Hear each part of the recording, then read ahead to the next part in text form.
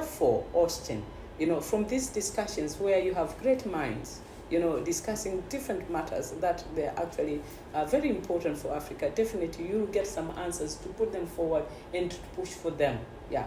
And meetings like this where private sector from across Africa and actually outside Africa, they meet and discuss, they share experiences. And these experiences are very important when we talk about issues of job creation. So welcome to Austin Makani and What Matters. As you may have heard, seen on the social media, Tanzania is honored to host the forthcoming 7th African Social Partners Summit. And this is coordinated by ATE, Association of Tanzania Employers. And with me to speak about this event, the objective, the outcomes, and the way forward is none better person than the CEO of ATE, Madam Suzanne Ndomba. Susan, it's truly an honor, and thank you for allowing us, Austin with What Matters podcast, to have an interview with you. Thank you so much, Austin. Before we go on to the nitty-gritty, Susan, maybe my viewers will be very keen to know slightly more about you as a person, the CEO of ATE, such a marvelous, not position, but an organization, and you've been running it for how many years now as the CEO? Since 2021. Since October 2021, and were you here working at ATE before? Yes, I worked at ATE before, leading the legal department. Okay. Yeah, for 7 years. Wow. 9 years, yeah, since 2013. Okay. Yeah, so in 2021, the board fell fit. After the former CEO retired, and then I was appointed as the Chief Executive Officer of the Association of Tanzania Employers. So prior to our discussion on the podcast, the 7th Summit, which you're organizing, and you're the host in Tanzania, yes. It's such a privilege for the country, Suzanne. Tell us, you did mention earlier on that women in leadership, women in management, it gives you the energy. How do you feel as a person holding such a high position? It's actually an honor. There could be many, I'm sure there will be many other women that could do the job, but it's quite an honor to see that the board formed fit for me to run the organization. However, going back to speak on the subject matter of women in leadership, something that I hold very dear to my heart, in the sense that the Association of Tanzania Employers is actually running a program. If you've heard about the Female Future Program, the Female Future Program is a program that is meant for women and women at workplace, women in the world of work, even women in even the entrepreneurs themselves, in order those who aspire to take the leadership positions, but they would probably in the middle management, senior management, to get into the high positions like in boards or even to lead organizations. So when you talk about the subject matter of women in leadership, you're actually really speaking to one of the things that ATE has already been championing, and right now we are actually we're waiting for the graduation for cohort 9. Wow. Yeah, that will be happening on the 6th of March 2024. So we have a class of 73 women that will be graduating on the annual leadership conference. So talk about women and leadership. Some of the agenda that we are actually pushing out is women in leadership, and through this course we've been able to train women in different courts from private sector and public sector. Yeah. Other than being your own hero, Susan, I believe there's a woman you aspire to be.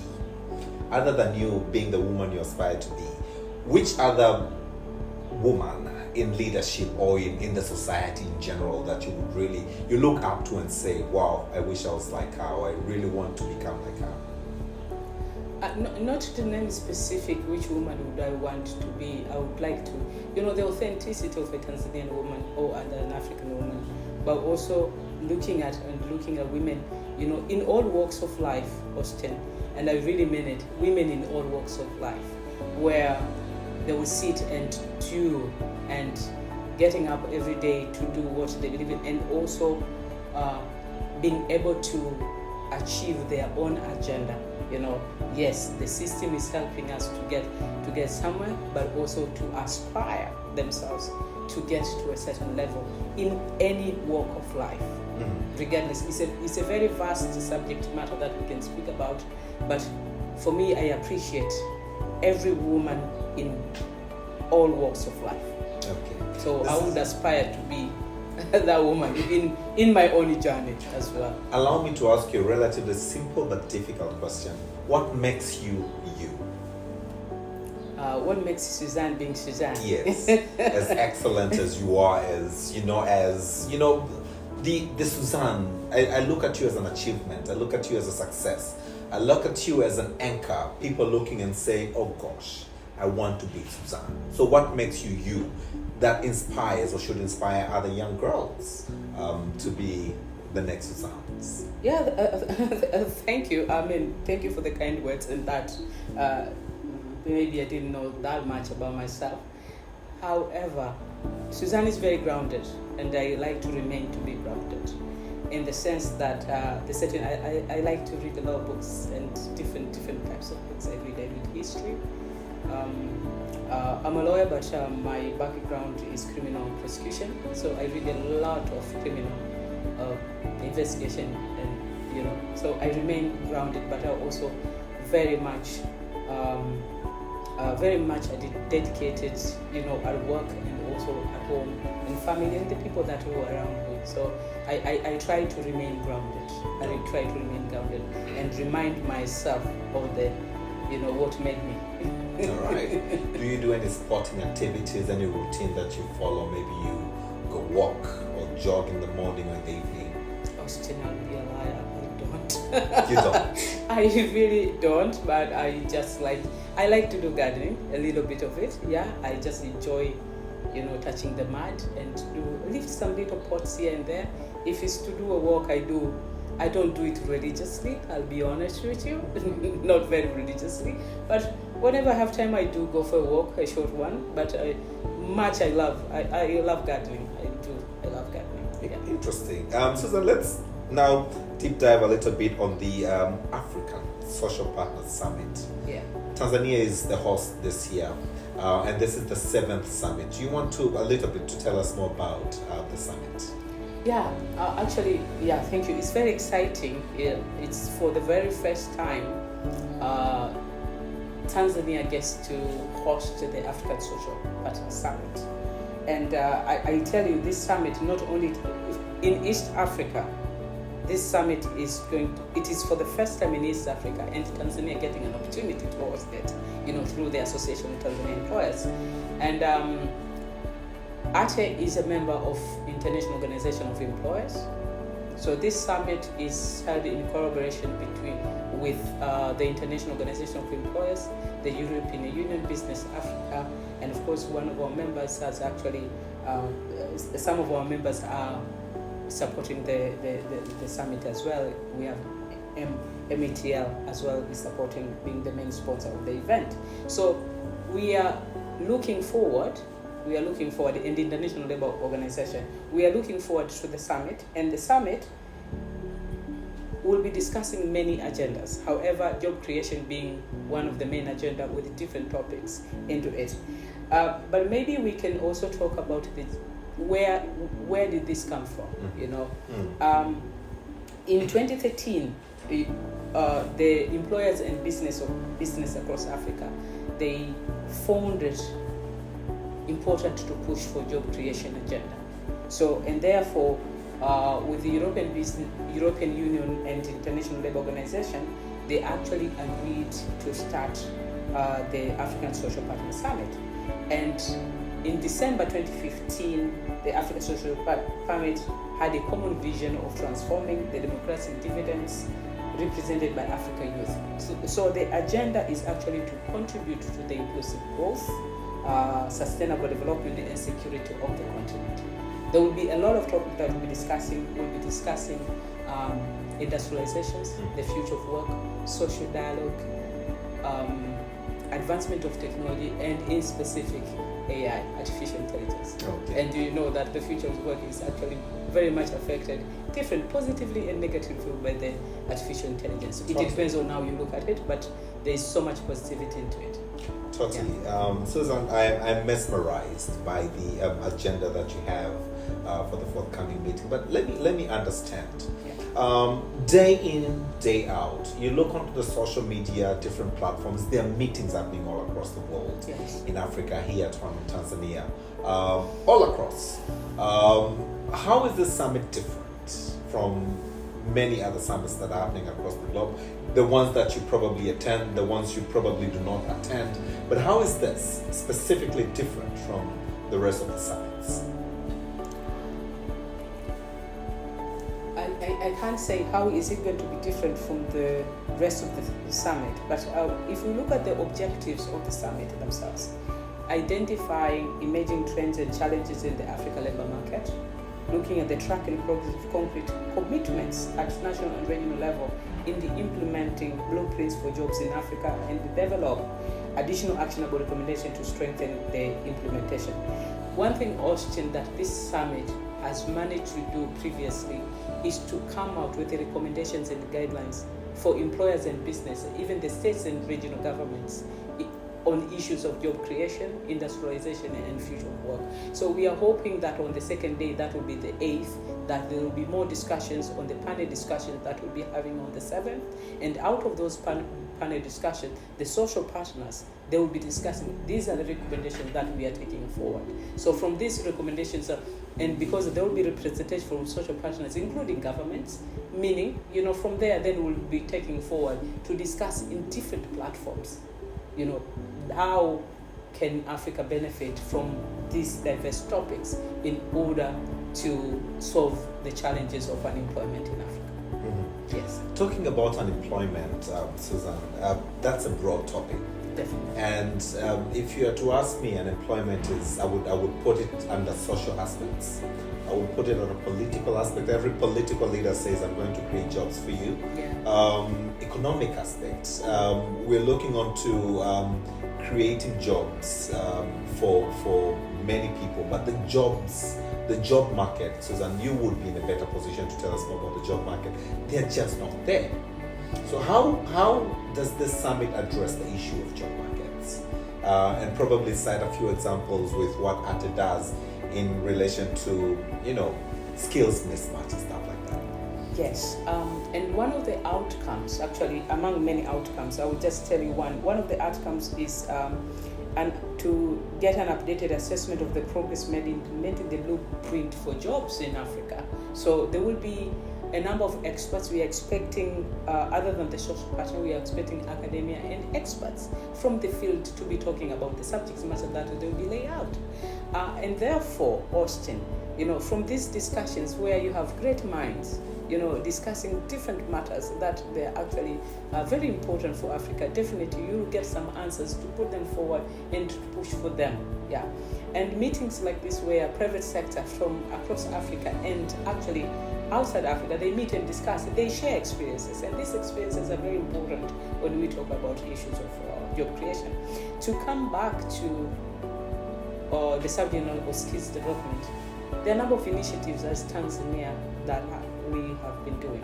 From the part of the government itself, the state government has really been pushing, there has been really pushing on the issue of skills development, and the partnership between the government and private sector.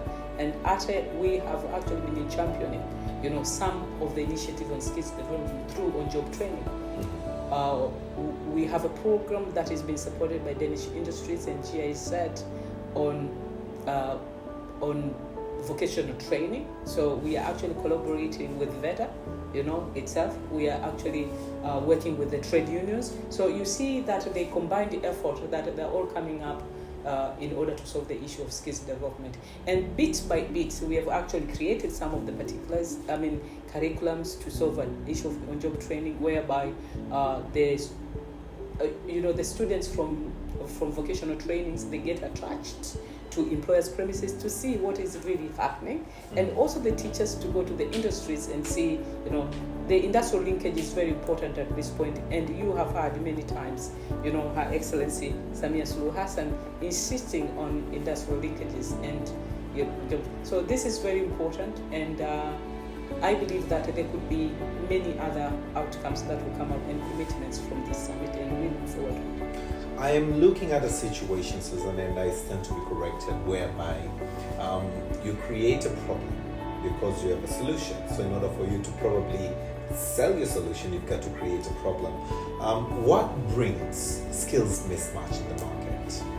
So that if it's the curriculum, for instance, why don't we address the skills mismatch from the curriculum end, so that by the time students, for instance, graduate, they're already equipped with the necessary skills needed in the job market?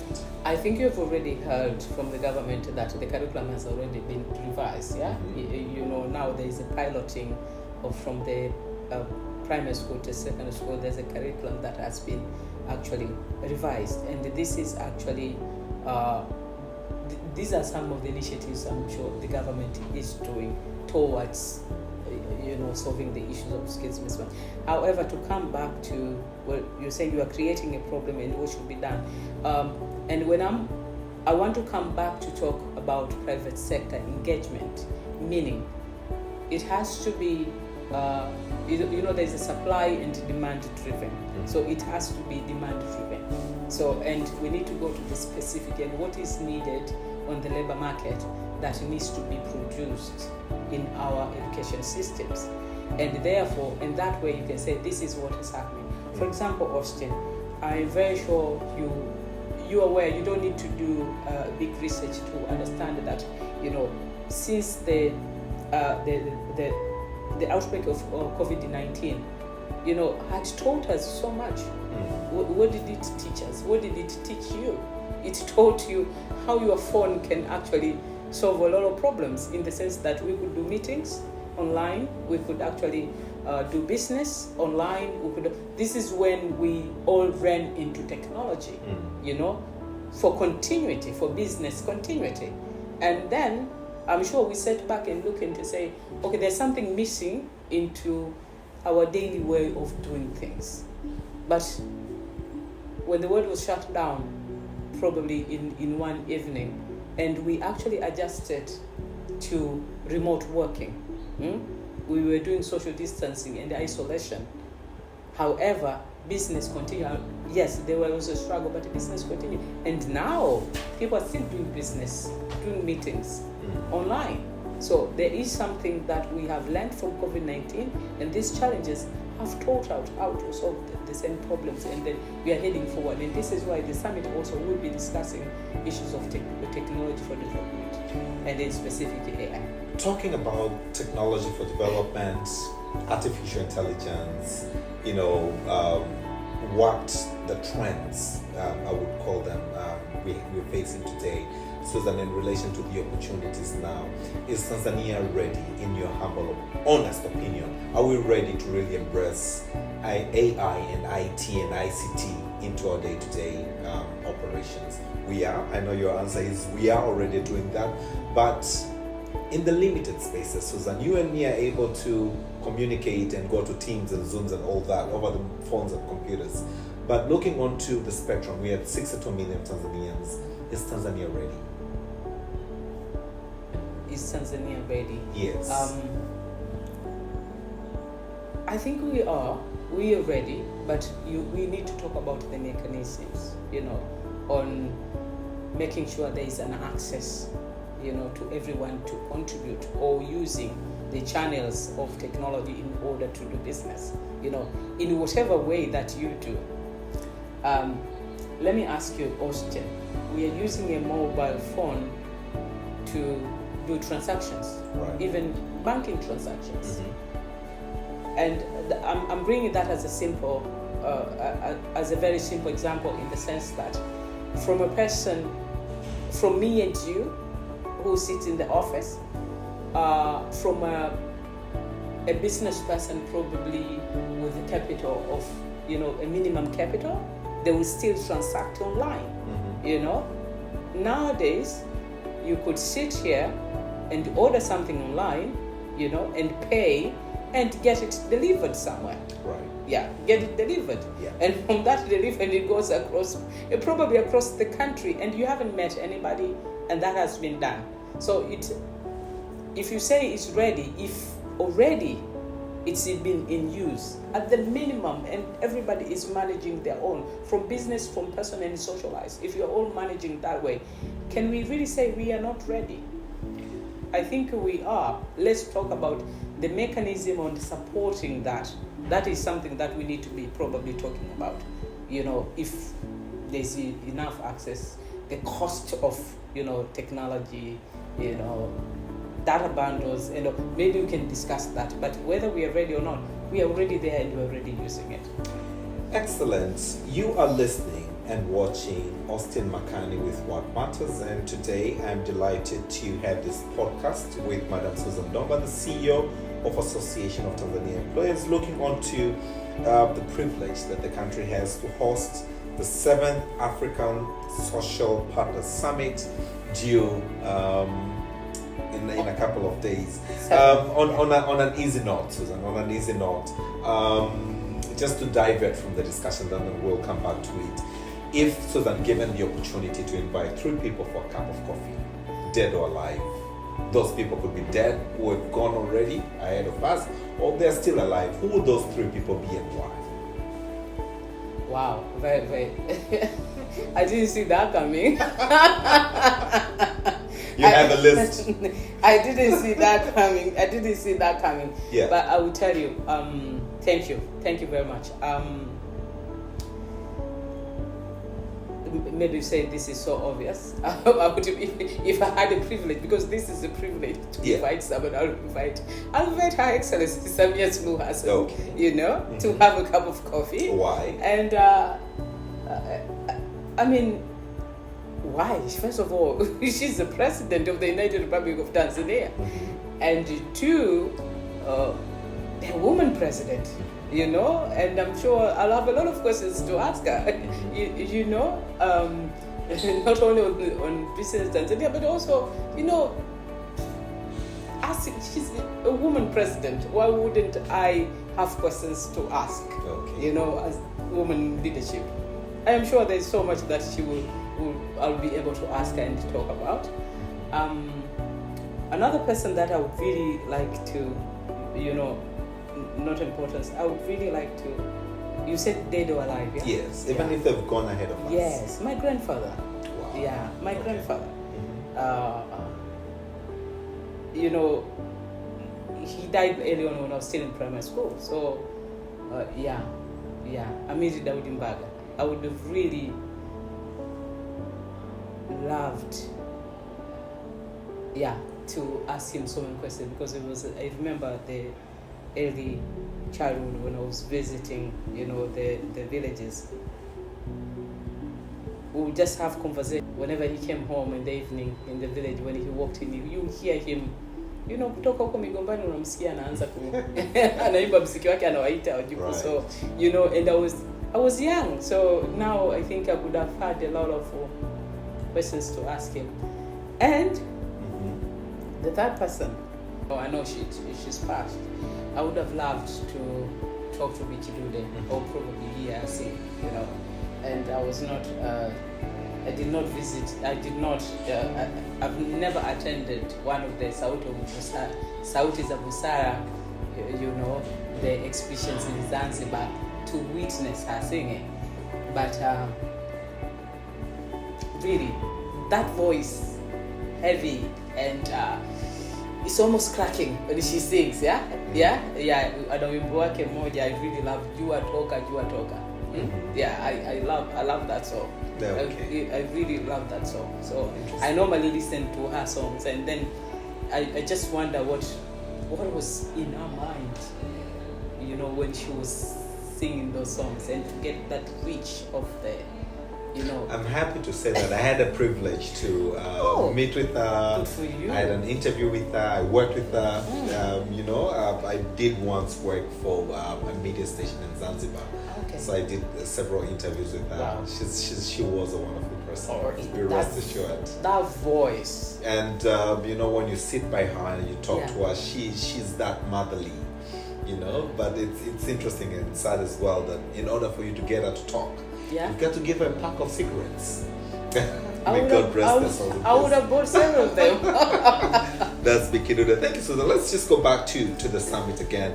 So, at the end of the summit, and for you to look onto the summit and say, this summit was a great success, what are the indicators that you would look onto and say, yes, we did it?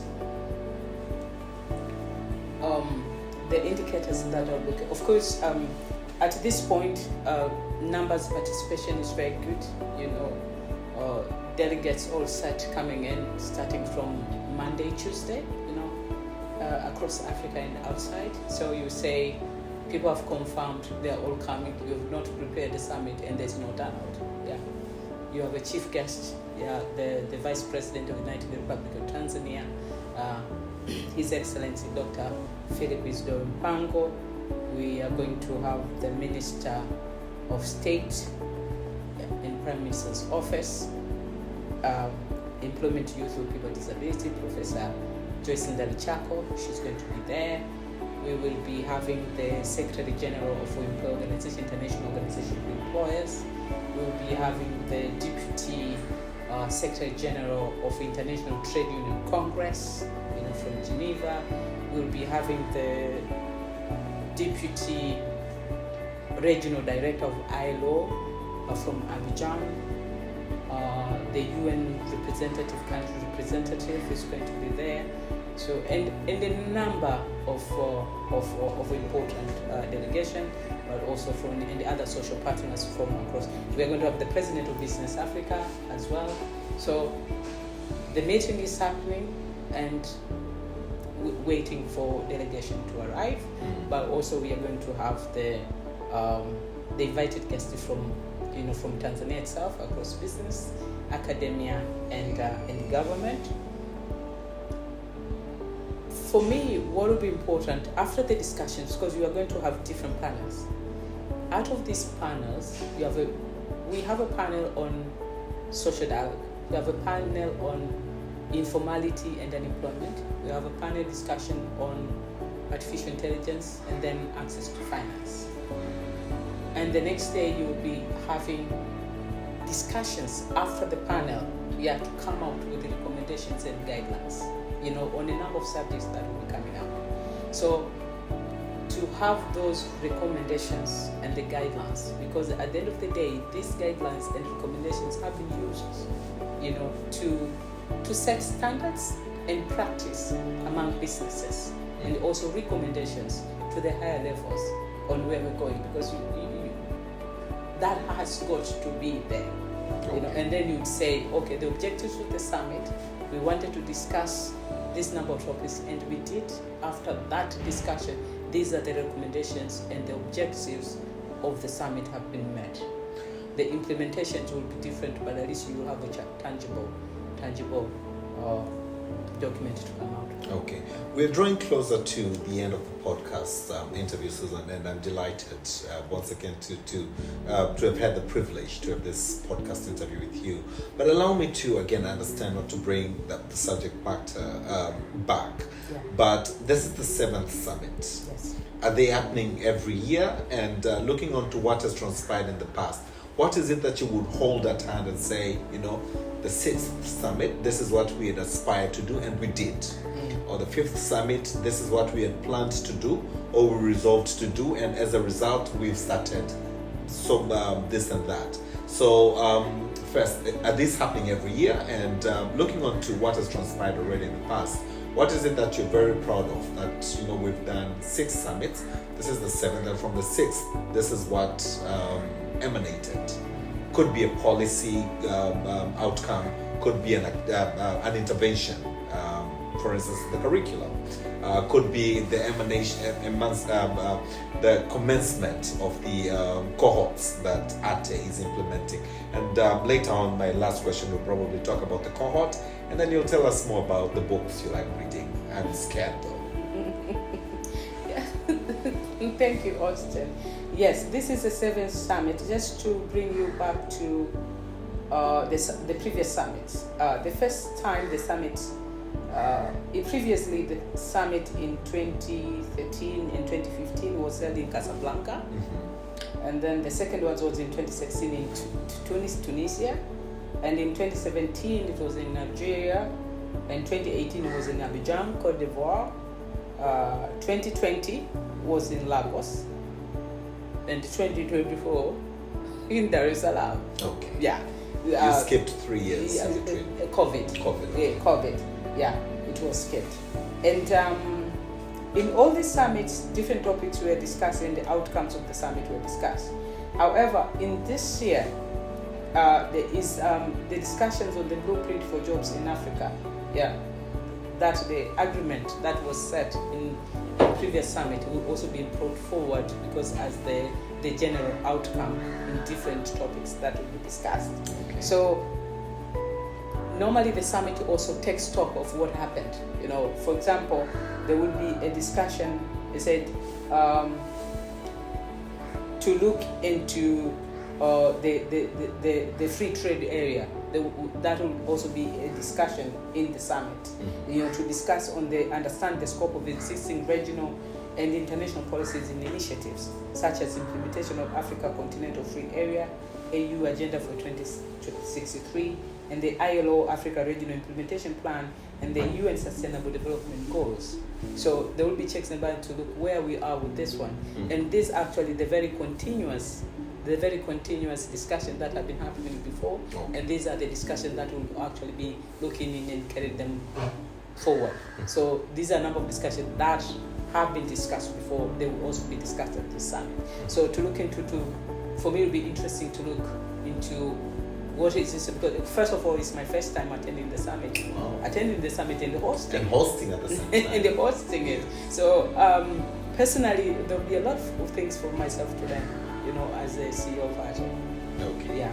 So, Suzanne, to as far as the summit is concerned, there's a lot still to learn. Yes. And since it's an invitation only, I believe people will the ones that you've invited to attend the summit will literally consider the fact that behind them are very many Africans, are very many people of the world, because I know it's an international conference, so representation of Yes. all the countries in the world. So they ought to reconsider that they're representing many of us and come up with solutions that will address the challenges that we face. Now, just to wind up, three more final simple questions, Suzanne. Yes. One is you spoke about the cohort. Do you Yes. want to tell us a little bit about the cohort and how do girls, I understand it's only for girls, I stand to be corrected, how do they get the opportunity to join the cohorts? The registrations are open as we speak now for cohort 10. That will start immediately after the graduation in March. They can be recommended by their employers.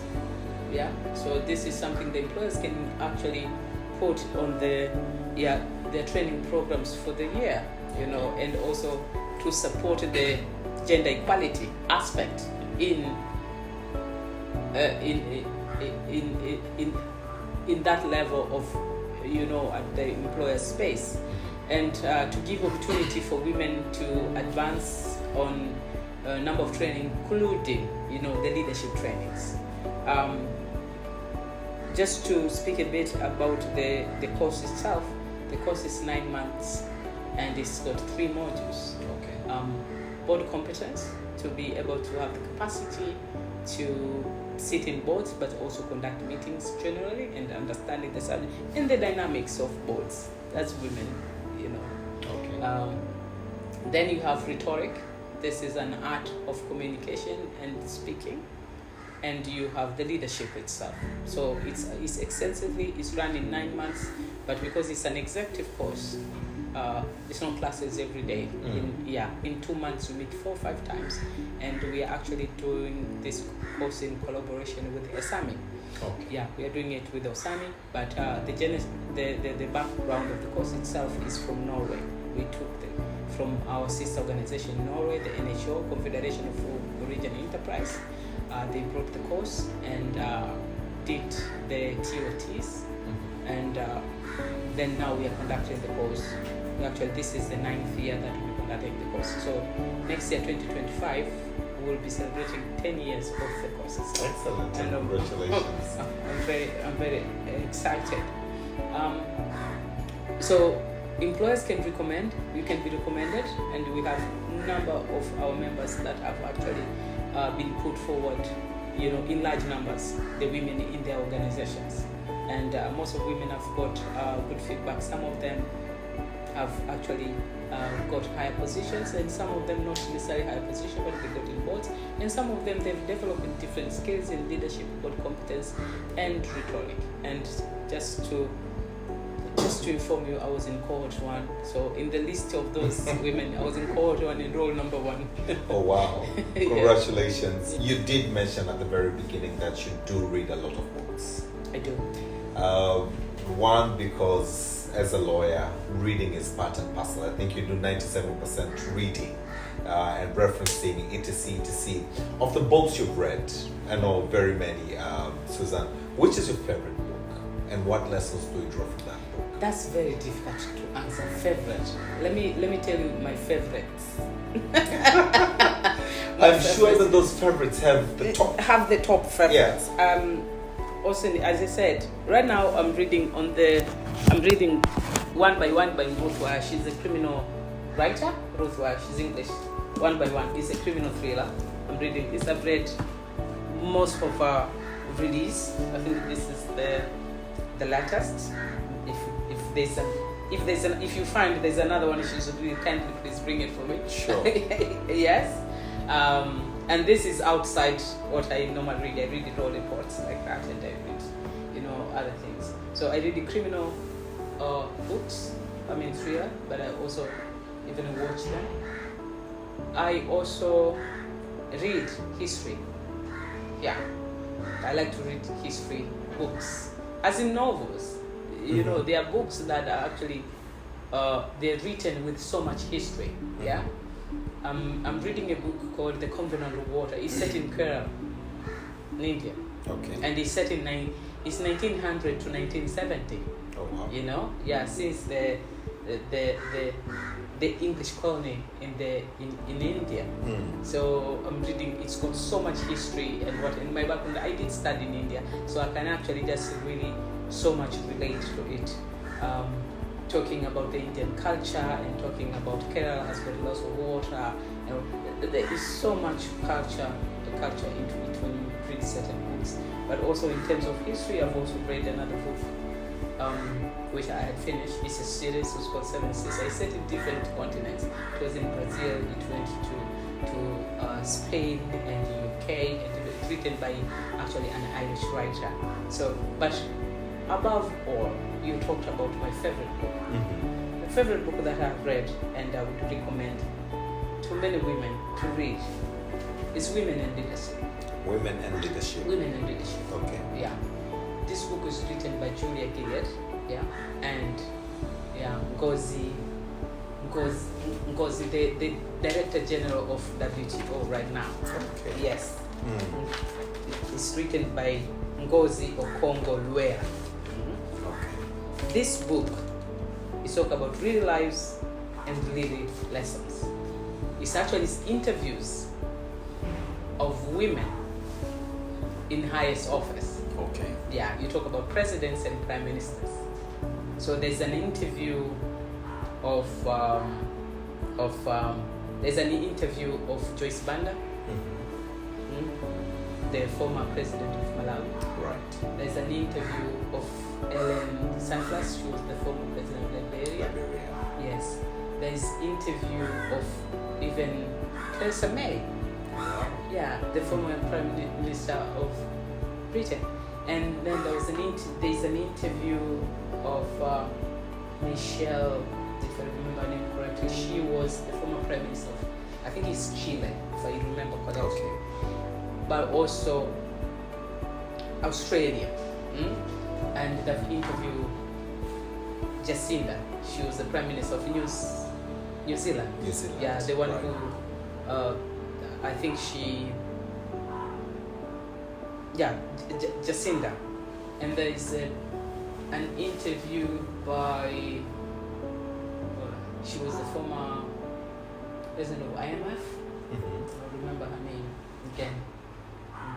So it talks about You talk. Hillary Clinton is also in the book. Wow. These are interviews. So you get to read from the horse's Yes, mouth. you talk about interviews. Okay. So these are interviews of the women who have actually led. Movers and shakers. Yes. There's Right. an interview of Christine Lagarde. These are good books. Okay. Yeah. All right. Just my very final question, Suzanne. What is your favorite quotation? I hope now you have one. Oh, yeah. People will forget what you said, but people will never forget how you made them feel. By Maya Angelou. Maya Angelou. Yes. Wonderful. People may forget what you say, but will never forget How you made them feel. how you made them feel. And this is what marks the end of the Austin McCann and What Matters podcast. Thanks to you, Suzanne Ndomba, for a wonderful discussion. This is coming to the world at large, so that at least those who aspire to be the next Suzanne Ndomba, you may not know, but there are so many people who look up to you. There's so many people who look up to women leaders, women in position. There's so many people who look onto Her Excellency Samia Suluhu Hassan. Just like you said, you want to have a cup of coffee with her. Looking onto the cohorts, nurturing, empowering women to become unstoppable in positions. And I believe this podcast will speak to many girls who just hide out there and say, no, that position is for so and so. And they will not even relate. But you've assisted, as we spoke about the 7th Summit, but you've assisted many of them to really come out and say, yes, they can be. So grateful. Thank you so much, and thank you for hosting us. Thank you very much, Austin. All the You're very welcome. best Thank on you. the forthcoming summit. See you on 7th. Thank you so much.